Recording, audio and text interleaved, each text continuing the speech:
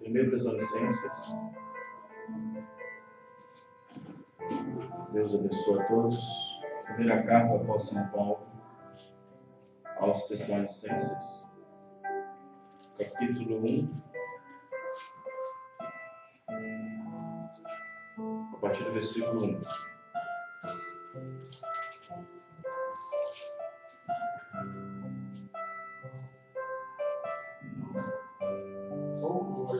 Capítulo 2, melhor dizendo. 1 Tessalonicenses, capítulo 2.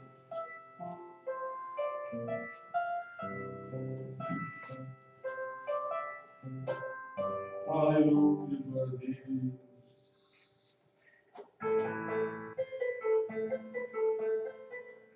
Primeira carta do apóstolo São Paulo aos Tessalonicenses, capítulo 2, versículo 1. Leiamos.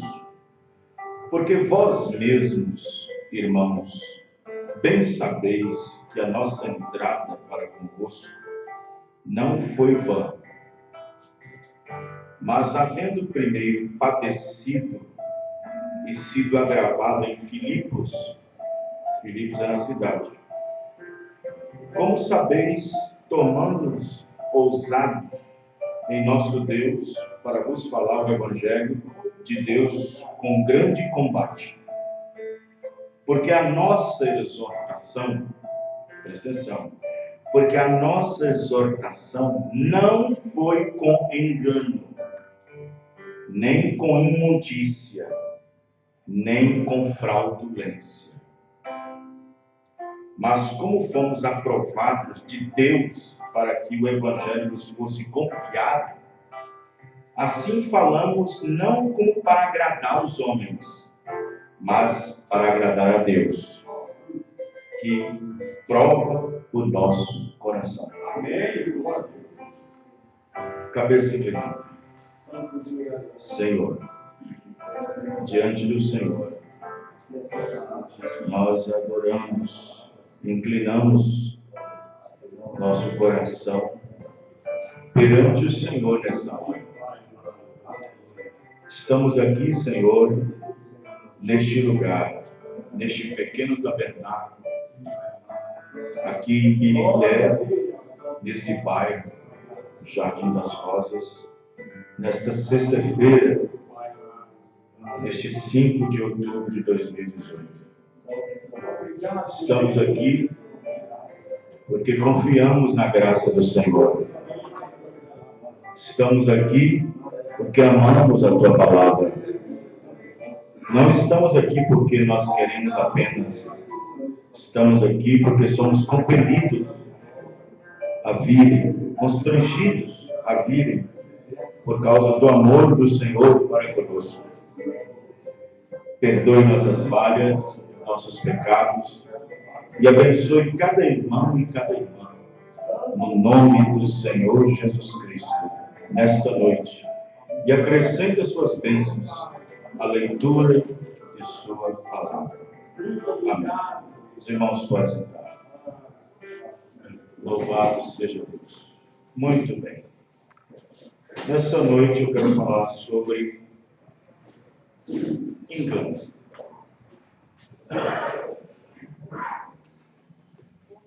Porém, o engano que eu quero falar nessa noite é em termos espirituais, em termos de ensino, em termos de doutrina, em termos de postura, em termos de conduta.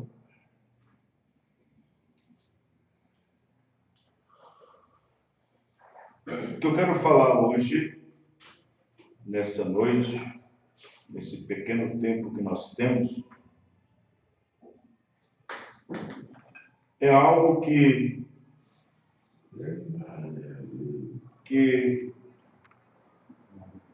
99%, mais algumas porcentagens da sociedade na Terra não sabem que esse mundo é regido por um poder. As pessoas não sabem que esse mundo está sob ou debaixo de uma unção, de uma atmosfera, pelas quais quase todo tipo de organização, seja ela na sociedade, seja ela na política, na igreja, estão impactadas, estão influenciadas, a palavra mais certa, contaminada, com o espírito do erro.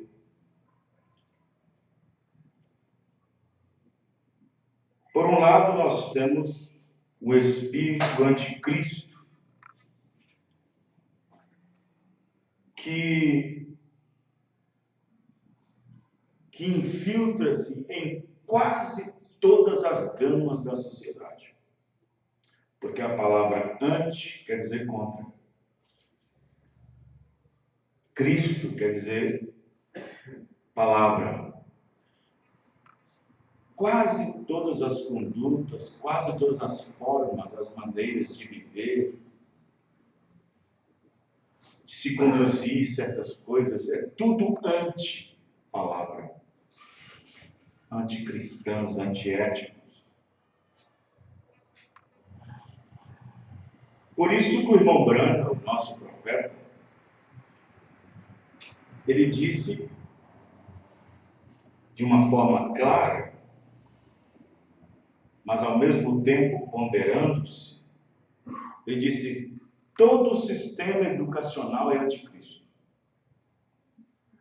Aí você fala assim, mas por quê? Por que a educação seria um ponto de vista antibíblico, anticristão? Se nós, por exemplo, dependemos da educação,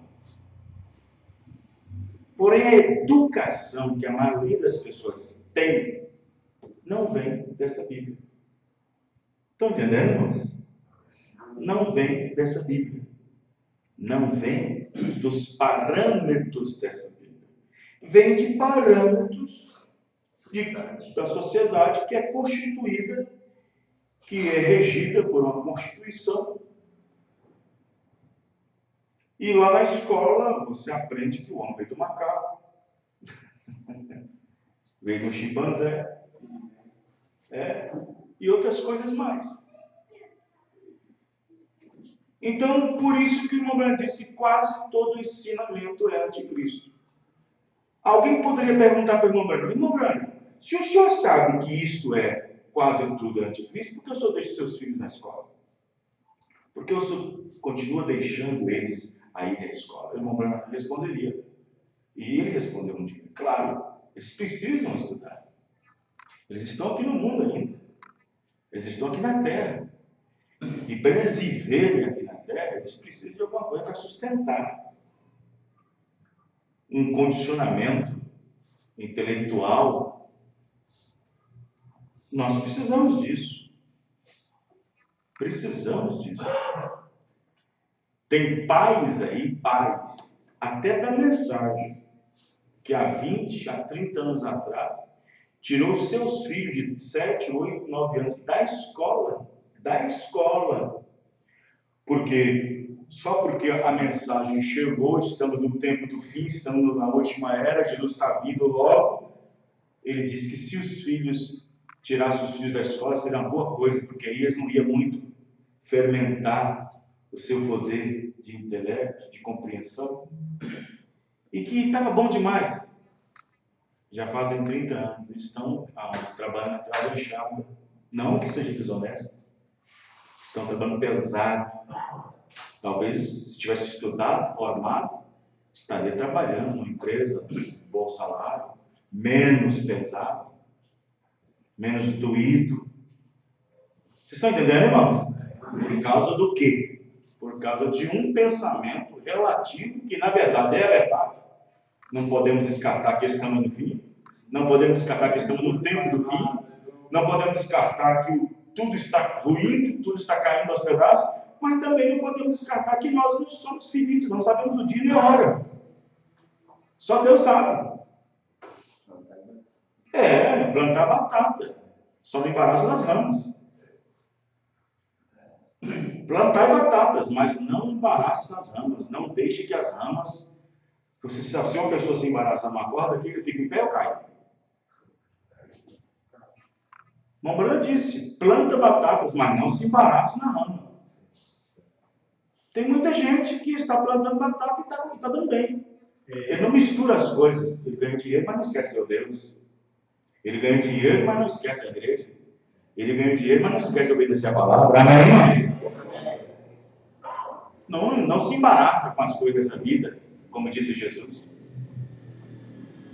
Então, está assim, essa situação. Então, nós estamos vivendo num tempo difícil. Um tempo muito difícil. Agora, você sabe que a verdade sendo dita e sendo pregada, falar a verdade não é coisa fácil. Também não é uma coisa difícil. É relativo. Falar a verdade não é tão fácil, mas também não é tão difícil. Existe um preço em ambas as partes. Se você não fala a verdade, você paga um preço. Se você fala a verdade, também paga um preço. Verdade. Então é relativo. Quem está entendendo, irmão? Amém. Falar a verdade, você tem que pagar um preço. Um pai chegar com uma filha e dizer, filha, se você não se acertar da maneira que você está... Quando eu falo filho, eu estou falando de uma filha que já tem idade para compreender as coisas, tem idade para obedecer o pai e a mãe, que tem idade para entender o que é gasto, o que não é gasto, o que é ruim, o que não é bom, o que é... E ali ela vai numa certa direção, ou ele ou ela, tanto faz, e o pai ou a mãe, sendo cristão, vai ali e é a filhinha do coração, é a filhinha do papai, é o menino dos seus olhos, e assim, é a caçula, é a preferida, é a jabuticaba. E ter a coragem de olhar nos olhos dela e não permitir que os afetos, sabe, os afetos atrapalham a gente. Não permitir que os afetos, os sentimentos atrapalhem você de direcionar e colocar o dedo indicador bem diante dos olhos. Filha, meu filho, minha esposa, meu marido, meu pai, minha mãe, meu tio, minha tia, meu sobrinho, minha sobrinha, meu colega, meu amigo de trabalho, de escola, seja onde for. Se você não se acertar a sua vida, se você não colocar os pingos nos is, se você não colocar a sua casa em ordem, se você não se acertar a sua vida com Deus, você sabe para onde você parará? Você sabe para onde você vai ser conduzido? Vocês estão entendendo, irmãos? Se você não parar com isso, com aquilo outro, isso é errado o que você está fazendo, isso leva você para um caminho errado, isso leva você para o inferno, isso aqui leva você para o céu. Então, falar a verdade tem um preço bilateral. Você sofre falando a verdade e você sofrerá por não ter dito. Quem está entendendo? Amém. Você sofre falando a verdade e sofrerá por não ter dito. Uma vez eu até usei a expressão de um pregador lá no norte, na Bahia, que ele pregou no estádio, muito tempo atrás. E estava cheio de gente, mas o estádio estava cheio. E ele pregou uma mensagem, irmão, naquele tanto de gente, tinha o quê? Umas 40 mil pessoas no estádio? Ele pregou sobre julgamento. Ele pregou sobre juízo do trono branco. Estádio de 40 mil pessoas cheia. E ele pregou sobre o juízo, o que acontecerá no juízo. Eu até ouvi isso quando eu era denominação, quando eu estava na denominação. Aquilo para mim foi ótimo. Graças a Deus, bom pregador e tal. Mas depois que você conhece a verdade, vem para a mensagem, tem umas coisinhas que foi para o lado de fora um pouco. Correu na esquerda, na direita, saiu fora da linha. Mas vamos dizer que 20, 25%, 30% foi boas coisas que eu tirei dali. E depois da pregação, ele foi para o camarim, sei lá como é que chama, o negócio que foi, uma pessoa chegou preocupada com a pregação que ele fez sobre o julgamento, né? E aí ele embasou, ele endossou a mensagem que ele pregou assim: no julgamento será julgado o que nós fizemos. E só bateu nisso, o que nós fizemos, o que nós fizemos, o que nós fizemos. Aí uma pessoa chegou no escritório lá e falou assim: então, pastor, então quer dizer que o julgamento lá será por causa de tudo que nós fizemos? No momento ele teve um discernimento, no momento ele foi atingido por algo. Ele disse: eu esqueci de dizer uma coisa lá na pregação. Não somente o que nós fizemos, mas aquilo que nós deixamos de fazer. Não somente aquilo que nós falamos, mas aquilo que deixamos de falar na hora certa. Não somente aquilo que nós falamos, mas aquilo que também deixamos de falar, que deveriam ter falado, mas não falou, que deveria ter feito, mas não fez. Vocês estão entendendo, irmãos? Amém. Então observe bem que a verdade fere, a verdade dói. A pior coisa que tem é ouvir a verdade e dói. A verdade dói. A verdade dói. Às vezes, você sabia que a nossa natureza humana é correr da verdade? Mesmo sendo cristão? Existe uma nódoa ainda conosco, porque nós estamos aqui nessa terra, que a verdade, por mais que ela seja verdade em nós, dói. E olha que a verdade é uma coisa boa, não é? Verdade. Vocês estão entendendo? Amém. Eu dizer para aquele irmão Sebastião, ele é um cristão, está aqui lutando e tal, e ele está fazendo uma coisa que está entristecendo a Deus, a palavra dos irmãos, e eu chego e ele: irmão, você está errado nisso e nisso. Se ele tiver consciência do que está fazendo, é verdade, mas lá dentro dói, porque falou a verdade. Estão entendendo, irmãos? Amém. Por quê? Porque depois que se ouve a verdade, tem que fazer o que é certo, em cima daquilo. Porque depois que se ouve a verdade, você tem que fazer o certo depois disso. Quer ver? Vamos ilustrar aqui uma situação constrangedora. Eu estou indo aqui no carro, estou dirigindo certo, dando seta para o lado esquerdo quando eu entro para a esquerda, dando seta para a direita quando eu vou para a direita, tudo fazendo normal, mas eu esqueci de colocar o cinto. Aí tem uma blitz ali na frente ali. Aí o policial encosta a autoridade. Ele está com a força da união do Estado, que dá direito para me corrigir se eu estiver errado. Dentro da legislação de trânsito. Aí ele chega para mim: escuta, senhor, tudo no seu carro está beleza, mas o senhor sabia que o senhor está dirigindo erroneamente? O senhor está errado no trânsito. Muito errado. Por que, senhor policial? Você está sem cinto de segurança. Ele me chamou a atenção, não chamou? Depois que eu ouvi a verdade,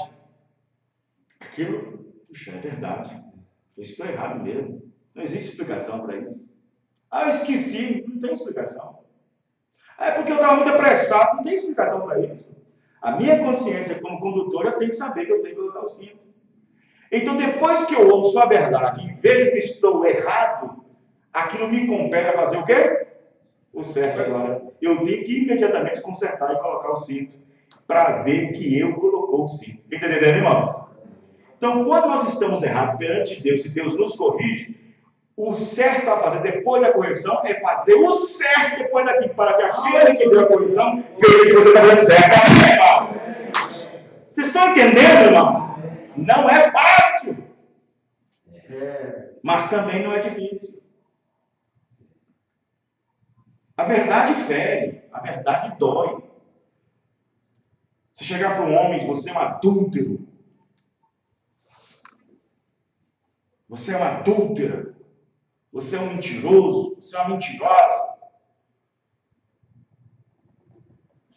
você é um mexeriqueiro, você é mexeriqueiro na igreja, você é um ladrão na casa de Deus, rouba, não entrega o dízimo.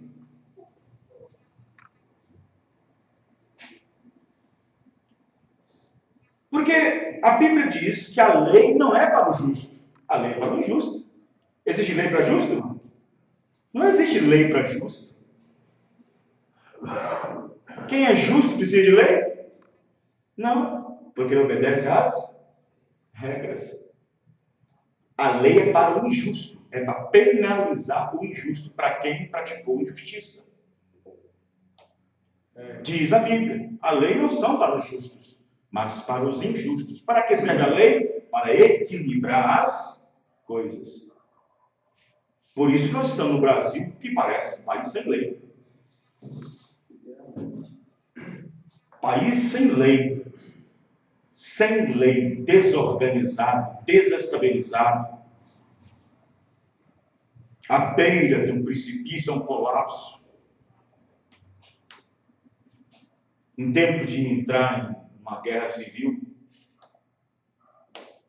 insurreição, insurgentes por todos os lados, pessoas não respeitam mais o seu espaço, não respeitam a sua família, não respeitam seus filhos, onde ou qualquer lugar onde você esteja, o seu espaço não é mais respeitado.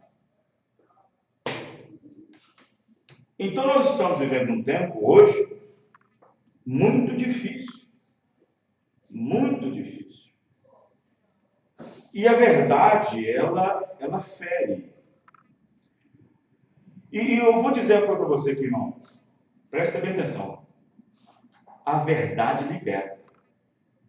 Quem está entendendo, irmão? Amém. Pessoas que andam escondendo o pecado, pessoas que escondem o pecado, não confessam e tudo, e tal, ele perde o sono, ele não dorme direito, ele não tem paz com Deus, ele anda escondendo o pecado, atos terríveis e tal, que o pastor não saiba, a esposa não saiba, os irmãos não saibam, e ele perde o sono de noite, e aquela coisa, ele está lutando uma luta, mas ele vive aquela luta porque não confessa, porque a Bíblia diz que aquele que encobre suas transgressões nunca prosperará, mas aquele que as confessa e deixa alcança a misericórdia.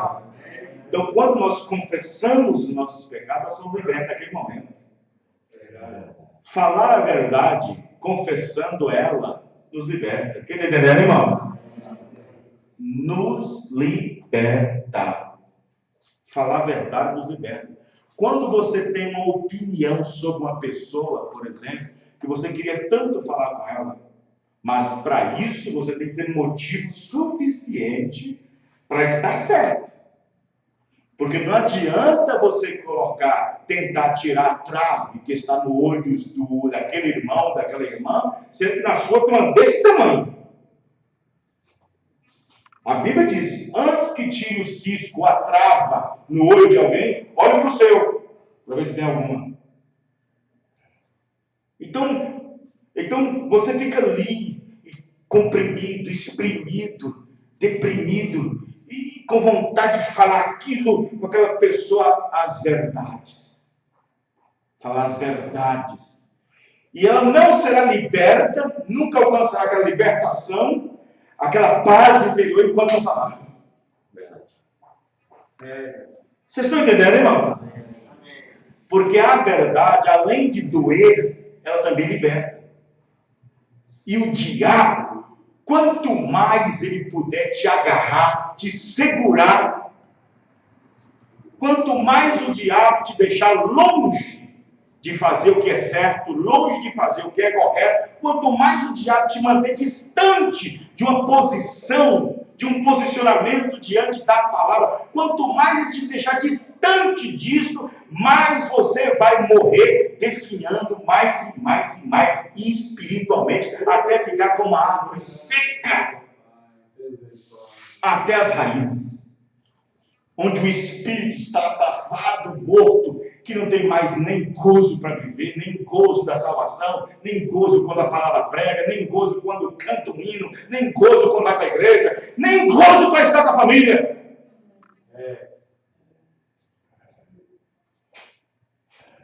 Estão entendendo, irmãos? A verdade dói, a verdade fere, mas ela liberta. Vocês estão me entendendo? É a verdade. Principalmente quando é uma coisa que está, há tanto tempo escondida. Porque a Bíblia diz, aquele que peca e confessa imediatamente, mas tem uns que deixa fazer cupim, cria teia de aranha.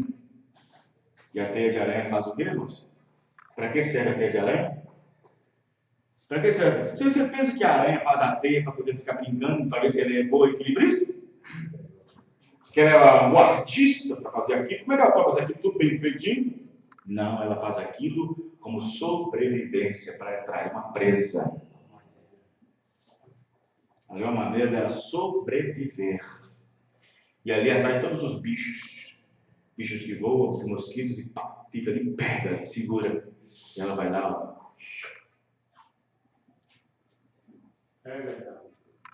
Então, vejam bem. Então, quando nós nos colocamos, existem pessoas que empurram a vida pela barriga, vai empurrando. Enquanto eu puder esconder isso, está tudo bem. Enquanto eu vou empurrando com a barriga. Enquanto eu puder ficar com isso escondido, com isso isolado, com isso esquecido, já passou, já esqueceu. Então, calma lá, não é assim não. É verdade. Não é assim não. Não é assim não. Não é assim não. Às vezes quem bate, esquece. Mas quem apanha, sempre está lembrando. Fica aquela cicatriz aqui na mente, aquela cicatriz aqui no estado do espírito, do sentimento. Estão entendendo, irmãos? Amém. Então, observe que a verdade é algo que é a única coisa que pode libertar o mundo. É a única coisa que pode libertar o mundo. É a verdade. A verdade sobre o quê, pastor? A verdade sobre tudo. É a verdade. Mas, pastor, aonde eu vou encontrar essa verdade? Jesus estava diante de Pilatos. Meu Deus, que oportunidade! Que oportunidade Pilatos teve! Rei da Judéia, governador da Judéia. Pilatos diante de Jesus, e Jesus naquele trapo, naquela que colocou sobre ele, aquela túnica, aquele negócio lá, sendo julgado. Pilatos teve uma conversa particular com Jesus. Que oportunidade! Pilatos chamou Jesus num canto e falou assim: olha, estão te acusando. Estão metendo a linha em você, em outras palavras. Eu tenho poder para te tirar dessa situação. Eu sou rei, sou governador. Eu tenho poder, sabia? Jesus falou assim: ó, nenhum poder te é te dado se Deus não vier do céu primeiro. Pilatos, o quê? Porque ele olhou assim. Não entendi muito bem, não. Pilatos continuou. Mas, rapaz, eu tenho poder para te tirar daqui. Você não vai fazer nada com seus acusadores? Mas eles estão te acusando de quê? Olha, Pilatos, eu vim dar testemunho da verdade. E Pilatos, e o que é verdade? Jesus ficou calado, não falou mais nada, porque ele não entendia. Quando você vai falar da mensagem para as pessoas, eles não entendem nada. Fica calado, seco, tão seco como o deserto do Saara. Não sabe de nada, conhece nada, não sabe o que está correndo, não sabe o que está acontecendo. No mundo espiritual, vive naquele mundo carnal, literal. Jesus, ficou caladinho. Quando Jesus Cristo disse: eu vim dar testemunho da verdade. E o que é verdade então? Jesus é o caminho, a verdade, a vida. Ninguém vem ao Pai senão por Ele. Ele é a verdade. Amém, irmão? É Ele que tem a matéria que eu devo saber sobre mim. É Ele que tem a análise do que eu sou e do que devo ser. É Ele que tem pois Ele é a verdade. Aleluia. Mas hoje o mundo prefere viver no engano. Você sabe o que significa engano? Quem já foi em show de mágica aí? Ninguém já foi, né? Não, hoje mágica está fora da moda. Mágica era para os tempos antigos, no tempo de David Copperfield. Hoje é ilusionismo. Mágico ilusionista. Faz coisas que você diz, aquele homem está verdade, está andando mesmo. Está andando mesmo, está andando. Está flutuando mesmo, está andando sobre as águas mesmo. Eu já vi ilusionismo de homem andar na água, de caminhar assim, na parede, flutuar. E é tudo um truque. Tudo um ilusionismo. Aos olhos da plateia, eles estão batendo palmas para uma atitude ilusionista que é um puro engano. Vocês estão entendendo, irmão? Batismo em nome do Pai, do Filho e do Espírito Santo é uma ilusão de que perdoa pecado. Não perdoa! Vocês estão entendendo, irmão? Invocar Pai, Filho e Espírito Santo no batismo, em vez de ser no nome do Senhor Jesus Cristo, é ilusão. Pensam que são perdoados os pecados. Estão sendo enganados. É apenas uma ilusão. Quem está entendendo, irmão? Mas as pessoas batem palma para o erro. Mulher pregadora, pastora, bispa, missionária, diaconisa, obreira, não existe na Bíblia. Não existe isso nas Escrituras. E o povo vai e assenta para ouvir uma bela Jezabel. Aquilo é ilusão, aquilo é mentira, não existe isso na Bíblia, mas eles batem palma por isso. Sendo enganados. Trindade não existe na Bíblia. Santíssima Trindade, Deus Trino, Deus Triuno, Trino Deus, não existe isso na Bíblia, isso é ilusão. Isso foi um engano que fizeram lá no século IV, quarto século, mas eles batem palma para o engano. Não foi uma maçã, não foi uma maçã que fez o homem cair. Não foi a maçã, uma mordidinha na maçã, que trouxe a queda e a desgraça do mundo. Isso é ilusão, isso é mentira, mas o povo... Vocês estão entendendo, irmão? Mas aí quando você mostra a verdade, fere os interesses da pessoa, fere os interesses daquela igreja, fere os interesses daquela organização, fere os interesses daquela sociedade, fere os interesses daquela igreja, porque a verdade fere. Você sabe quando é que a verdade deixa de ferir? Quando ela é revelada para você. Amém? Quando ela é revelada para você, acabou. Por quê?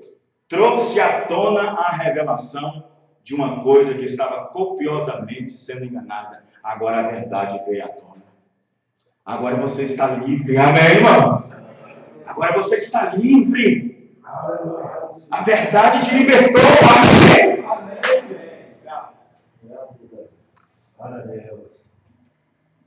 É um engano. A Bíblia diz no livro de Timóteo, no seu 2º capítulo, que a Bíblia diz que haveria um tempo em que as pessoas seriam enganadas, ou seja, enganando e sendo ao mesmo tempo enganados. Já pensou uma pessoa que engana e ao mesmo tempo é enganado?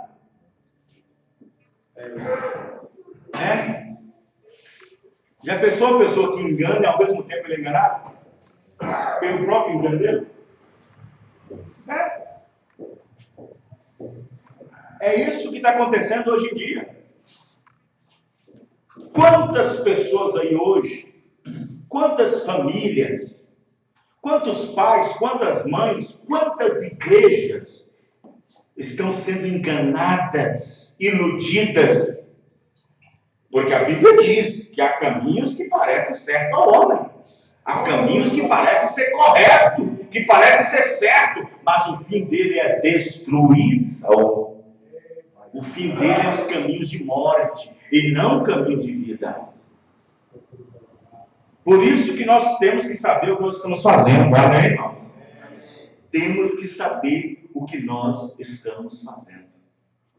Temos que ter discernimento de nós mesmos. Nós não podemos deixar que os sentimentos, que os afetos e até mesmo a unção te engane. Porque tem muita gente enganada aí, até na mensagem, enganada pela unção.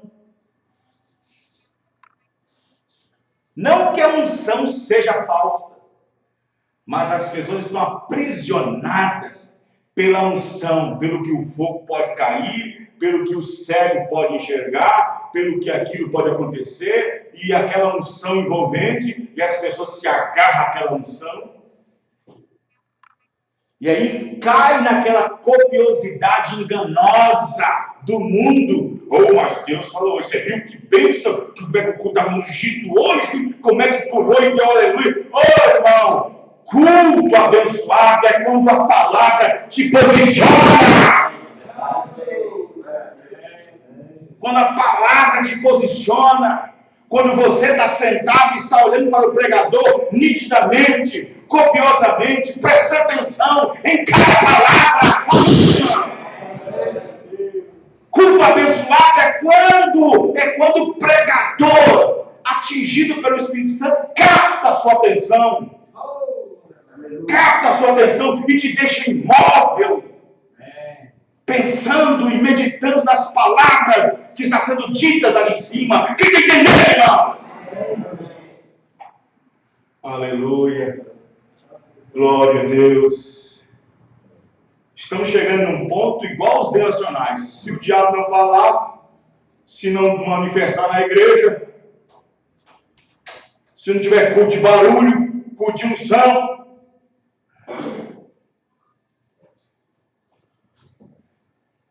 o culto hoje passou no teste. Passou no teste por quê, pastor? Hoje teve cura, hoje teve pessoa que foi curada, hoje foi pessoa que foi libertada, hoje o culto passou no teste. É assim que funciona? É assim que funciona? Vou falar uma coisinha aqui que eu não queria falar, mas vou falar, tá sendo gravado. Foi uma bênção a vinda do irmão Josemar aqui, foi uma bênção. Foi ou não foi? Todo mundo tratou de trazer visitante, foi? Mas no dia que é para ouvir a mensagem, a pregação, para instruir a alma, ninguém traz. Traz para receber cura e ir embora e nunca vai voltar. Traz para receber cura, receber bênção e nunca vai voltar.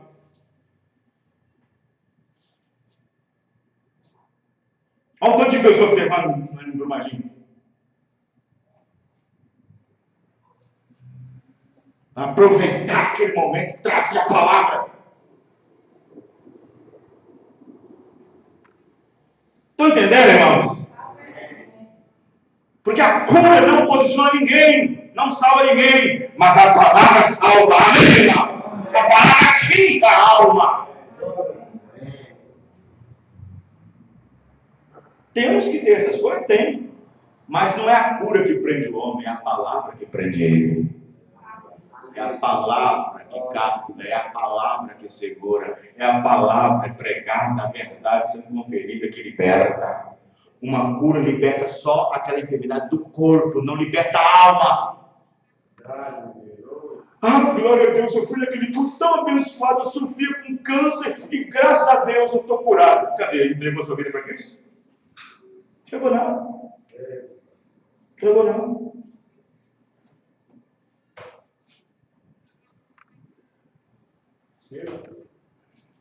Amém, irmãos? Amém. Olha o evangelho aqui hoje pregado. Olha o ensinamento de Pedro. Quem convidou? Convidou fulano para vir. Vamos lá. Mas para receber uma cura, uma dor de dente está doendo, uma dor de cabeça doendo, uma dor no barriga, uma dor de espinhaço. Vai lá porque o teu pregador que é bom de oração. Mas para ouvir a palavra, para salvar a alma, não quer trazer visitante. Vocês estão entendendo, irmãos? Então, vejam bem, nós estamos vivendo num tempo terrível. As pessoas se enganando e sendo enganadas. Eu fiz uma pequena matéria que eu coloquei nas redes sociais, e disse assim: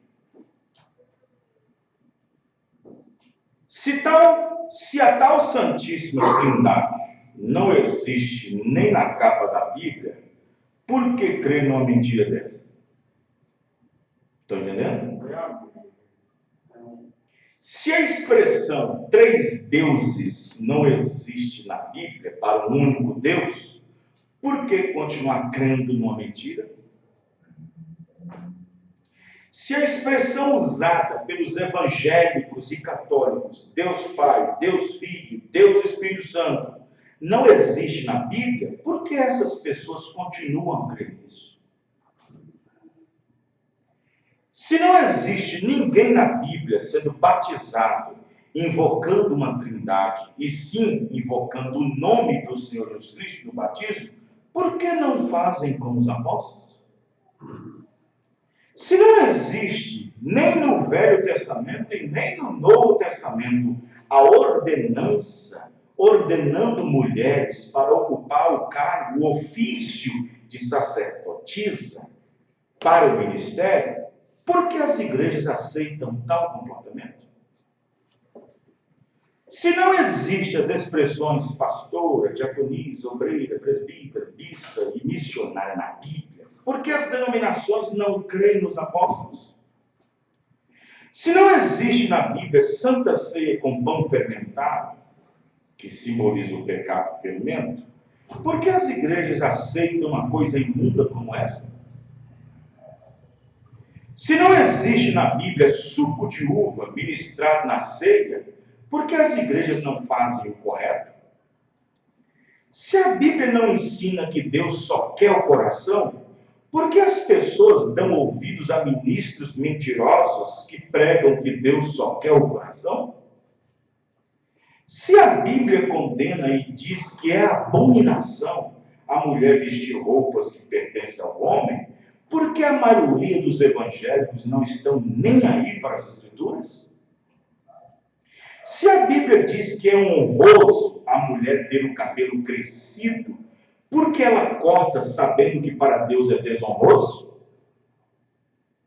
Se a Bíblia chama as mulheres que se santificam de santas, por que hoje na maioria das igrejas as mulheres se parecem mais com Jezabéis pintadas? Se os apóstolos não ensinaram em carta alguma buscar água benta, sal grosso, pulseirinha, areia do Sinai, água do Jordão, passar debaixo de uma porta de madeira, colher uma rosinha, uma fitinha no braço, caneta ungida, cimento ungido, teatro na igreja, coreografias, danças, se tudo isso não é ensinado pelos apóstolos, então por que creem fazer coisas antibíblicas e anticristãs? Por que crer numa mentira ensinada numa igreja de que diz que a evidência de ter o Espírito Santo é falando em línguas, sendo que a Bíblia diz que a evidência é crer em toda palavra? Porque as pessoas preferem crer no que diz a igreja do que crer no que ensina e diz os apóstolos. Aí estão as perguntas: por quê, por quê, por quê, por quê? Por quê? Por que tudo isso acontece? Jesus, em seus dias, disse, depois de ter pregado, o povo que estava sentado às trevas, a luz raiou. Mas depois ele disse, mas eles amaram mais o quê? Sempre foi assim. E o povo que estava sentado em trevas, que trevas é essa? Escuridão? Não. Escuridão escriturística, entendimento corrompido. Eles estavam corrompidos em seus entendimentos, em suas doutrinas. A luz raiou, a palavra veio. Mas o povo amou mais as trevas do que a luz. Estão entendendo, irmãos? Amém. Amaram mais as trevas do que a luz. É assim. Sempre foi assim. O erro tem uma força muito grande. Uma vez alguém fez uma pergunta: como que pode essa terra tão grande ficar pendurada no espaço? Como pode a terra, o planeta desse tamanho, ficar pendurado no espaço e não cair? Gente, ela não cai, não vai nem para um lado, nem para o outro, nem para cima, nem para baixo, porque ela está presa a um suporte gravitacional. Ela está presa à gravidade solar, à gravidade da própria Terra, junto com a Lua, ela está presa. O sistema gravitacional não deixa. A gravidade. Mas por que as pessoas amam muito mais a Terra? Existe uma força gravitacional que puxa elas mais para o erro do que mais para a verdade.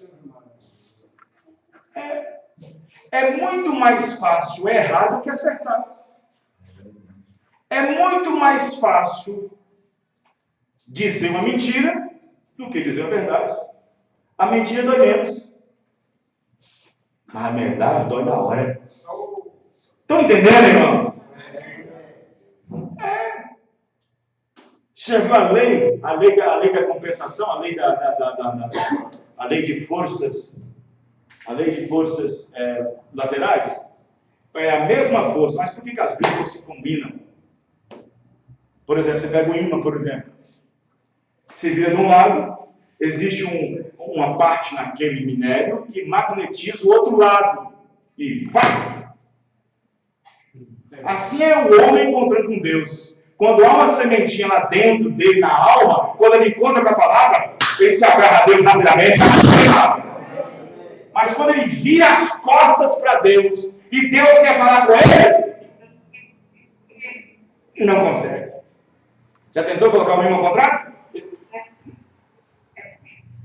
Aí a pessoa, isso não encaixa na minha cabeça. Isso não encaixa na minha cabeça. Esse negócio de roupa, esse negócio de cabelo, esse negócio de igreja, isso não encaixa em mim. Vocês estão entendendo, irmãos?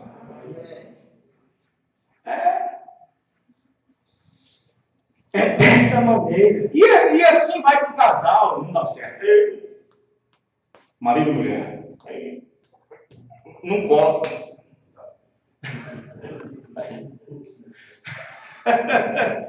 Pastor e o membro.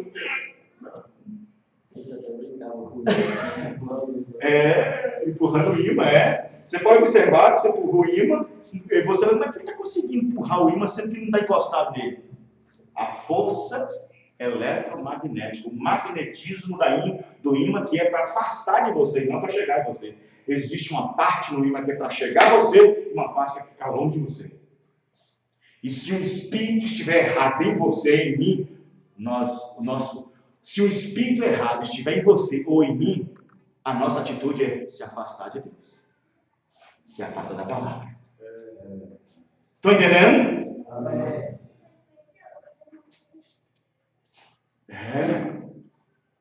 Mas quando tudo está correto, quando o homem e Deus está certo, quando Deus diz é assim, você diz amém. Quando Deus diz é assim, você diz é isso mesmo.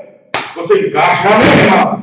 Você tem que vai até rápido, você o imã rapidinho. Não é assim? Aí diz o apóstolo Paulo, se o Espírito daquele que ressuscitou a Cristo dentre os mortos estiver dentro de nós. Amém, irmãos? Amém. O Espírito de Cristo testifica com o nosso Espírito. Quando o Espírito de Deus testifica com o seu Espírito, prova que é filho de Deus. Diz amém. Amém, irmãos? Mas se o Espírito que está na palavra não testifica com o seu, não testifica com o meu, prova que ainda não somos filhos de Deus. Mas se o Espírito de Cristo, o Espírito da palavra, testifica com o nosso Espírito, provamos que somos filhos de Deus. Vamos ficar de pé. Amém? Louvado seja o nome do Senhor Jesus. Deus abençoe o João que está aqui conosco nessa noite, visitando-nos. Deus abençoe. Qual é o seu nome? Júlio. Nome romano. Muito bem, Deus abençoe o Senhor. Senhor nosso Deus e Pai, no nome do Senhor Jesus Cristo, nós agradecemos pelo ensinamento da palavra nessa noite. Isso é que nos posiciona a tua presença. Isso é que faz nós posicionar cada vez mais. Isso é que cura a alma. Isso é que cura o nosso espírito. Abençoa, Senhor, a cada um a voltar para os seus lares. Que nenhum mal suceda pelo caminho, mas que o Senhor seja o teu ajudador no nome do Senhor Jesus Cristo. Amém e amém, Senhor.